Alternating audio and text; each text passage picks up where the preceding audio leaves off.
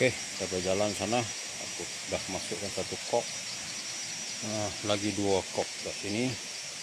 Coba korek lebih kurang 1,5 kaki di sini untuk kita lalu, dan sini aku akan buat jalan sampai sana. Di projek Lebuh Raya lah, insyaallah. Kerja 1,5 kaki lebih kurang 2 kok. Dalamnya 1,5 kaki, panjang lebih kurang 300 cm. Oke, untuk kok yang kedua bau suku.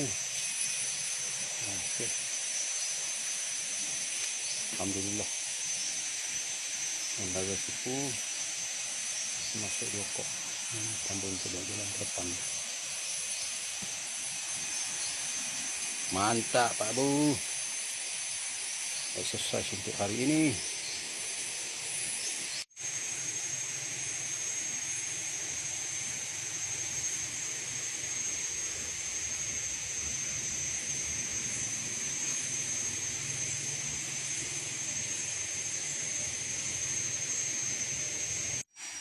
Dah hampir sampai.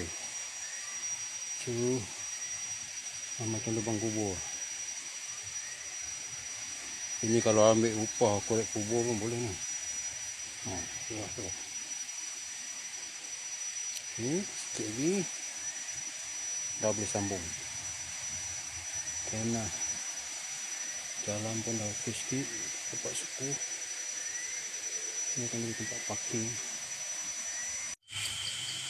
Akhirnya siap juga 3 kok.